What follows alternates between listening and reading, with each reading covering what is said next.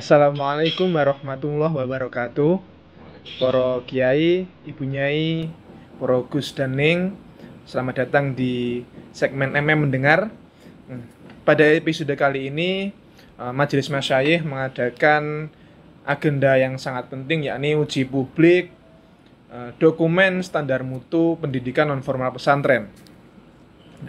Perlu diketahui, kegiatan ini merupakan agenda uji publik dalam rangka memastikan bahwa dokumen ini nantinya memiliki keterbacaan dan keterpakaian sehingga para lulusan pesantren itu diakui, direkognisi, afirmasi dan fasilitasi sesuai dengan atau setara dengan pendidikan formal sehingga mendapatkan hak sipil, entah itu nantinya digunakan untuk pendidikan yang jenjang selanjutnya atau untuk pekerjaan seperti itu. Nah, maka dari itu sudah hadir bersama kita di sini Dr. Tengku Haji Muhammad Hatta, LC.MID. Selamat datang Kiai. Terima kasih sudah menyempatkan waktunya untuk hadir. Beliau merupakan dayah Madani Al-Aziziyah ya. Di Aceh ya gitu. Oke, langsung saja Kiai. Ada beberapa pertanyaan yang nantinya mungkin jenengan bisa menjawab untuk agar para pemirsa ini tahu bagaimana berlangsungnya acara uji publik ini nanti. Nah, yang pertama Kiai, menurut panjenengan bagaimana relevansi dokumen standar mutu ini dalam menjawab tantangan pendidikan non formal pesantren, Kiai? Ya.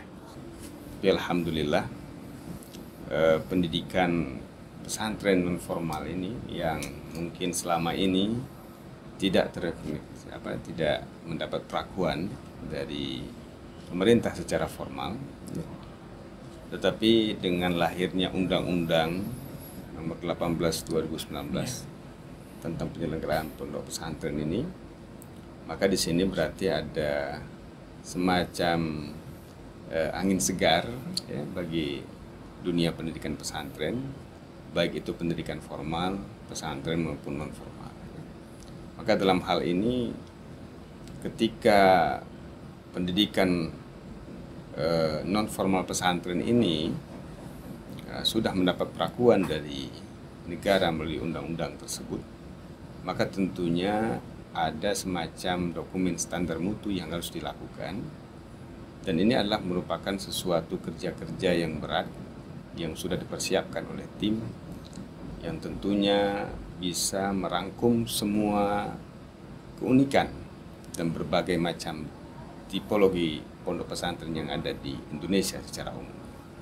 Tentu hal ini tidak mudah, tapi sejauh yang sudah berjalan kita melihat bahwa para tim yang juga tidak terlepas daripada para pimpinan pondok pesantren, baik itu di Aceh, di Jawa Timur, ya, di Kalimantan dan semuanya hadir memberikan pokok-pokok pikiran mereka, sehingga kami merasa bahwa dokumen yang ada ini adalah, yang sudah dilakukan ini adalah merupakan standar minimal yang coba diterapkan, tetapi tetap dengan fleksibilitas yang dimiliki oleh masing-masing daripada pondok pesantren itu sendiri.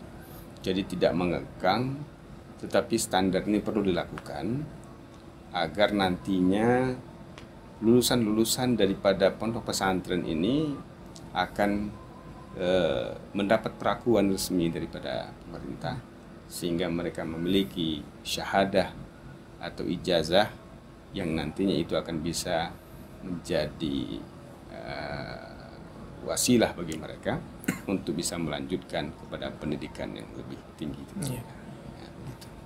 Karena kan mengingat bahwa seperti yang tadi Manjenengan sampaikan bahwa pesantren itu merupakan pendidikan tertua. Kemudian juga pesantren dari Aceh, kemudian Jawa Timur, Jawa Barat, dan Kalimantan dan seluruh Nusantara pastinya itu memiliki beragam sekali keunikan atau kekhasan, Kiai ya. Nah, menurut panjenengan Kiai, terutama pondok pesantren di seluruh Indonesia dan khususnya untuk daerah Aceh itu kira-kira sejauh mana pesantren-pesantren itu siap untuk memenuhi standar yang mungkin nantinya ditetapkan setelah uji publik ini, Kiai? Iya. Baik, sebagaimana dalam penyampaian dari Ketua Majelis Masyayikh semalam, yaitu Gus Kiai kita Kiai Rozin, ya, Kiai Razin. bahwa kita tidak menciptakan sesuatu yang baru, tetapi adalah membicarakan tentang dunia pesantren yang sudah berjalan. Sudah berjalan, Iya. betul sekali. Jadi bukan menerapkan sesuatu yang baru bagi mereka, karena menerapkan sesuatu yang baru tentunya ini akan menimbulkan dinamika tersendiri, tetapi mencoba mengakomodir sehingga apa yang sudah berjalan pada masing-masing pesantren yang ada di seluruh Nusantara itu bisa terakomodir dengan standar minimal yang diberikan. Ya. Tidak menafikan nanti ada pondok-pondok pesantren yang mungkin sudah levelnya sudah lebih tinggi dengan sebagainya, itu mereka tetap bisa terus mengikuti pola yang ada, ya. Tapi sekurang-kurangnya untuk mendapat perakuan rekognisi daripada sebuah lembaga pondok pesantren itu adalah dia memiliki standar minimal yang coba ditawarkan dari dokumen standar mutu ini. Ya, jadi kalau kita lihat apa yang disampaikan di sini adalah itu standar yang sudah sangat bisa terpenuhi untuk semua pondok pesantren yang ada, karena standar umum adalah pondok pesantren ini konsepnya adalah tafaqquh fiddin. Tafaqquh fiddin dari segi keilmuannya, baik itu nanti dengan beberapa mata pelajaran fikih, ya, akidah, akhlak, ya, termasuk ilmu-ilmu penunjang seperti nahwu sharaf, usul fikih, mantik dan sebagainya, ya. Tetapi juga di satu sisi yang lain pondok pesantren juga mengajarkan akhlakul karimah dengan prinsip-prinsip akidah Ahlus Sunnah wal Jamaah yang moderat tentunya, ya. Maka dari sini kalau kita lihat semua pondok pesantren yang ada di Indonesia ini sudah menerapkan prinsip-prinsip tersebut. Tinggal lagi nanti bagaimana kita mensosialisasikan kepada para kiai, para bunyai kita, agar mereka bisa memahami arah tuju dan niat baiknya pemerintah terhadap bagaimana memberdayakan atau merekognisi pondok pesantren yang ada di Indonesia. Begitu. Berarti memang dokumen yang dirancang ini memiliki prinsip minimal atau prinsip yang standar kira-kira minimal. Standar minimal yang bisa dipenuhi sehingga tidak memberatkan pesantren yang mungkin baru saja berkembang seperti itu, ya. Iya, betul. Jadi memang yang fleksibel juga, standar minimal, fleksibel, dan tetap memberikan hak bagi pondok pesantren untuk bisa berinovasi, ya, dan terus untuk mengembangkan dirinya, yaitu tetap diberikan. Tapi yang diatur dalam dokumen ini adalah standar minimal. Maka tadi dalam diskusi kita juga nanti akan ada pointer bahwa pondok pesantren diberikan hak untuk berinovasi dan mengembangkan, ya, sehingga mungkin ada beberapa pondok pesantren yang bisa terus, ya, lebih tinggi, ya silahkan. Tapi jangan sampai terabaikan pondok-pondok pesantren yang mungkin sederhana kita lihat secara zahirnya, tapi mereka telah memberikan kontribusi besar bagi masyarakat sekitar. Iya.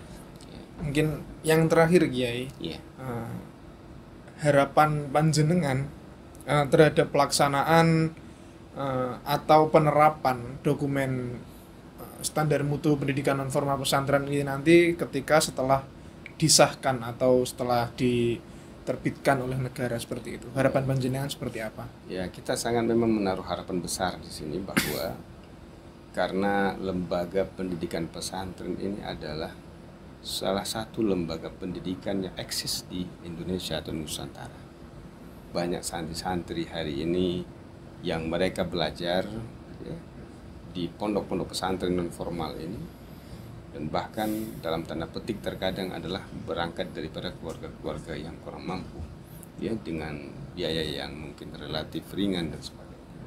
Tentunya putra-putra bangsa ini mendambakan agar mereka bisa untuk memiliki hak-hak sipil seperti yang diatur oleh Undang-Undang 18 tahun 2019, agar mereka nantinya bisa juga memberikan kontribusi yang lebih baik untuk negara.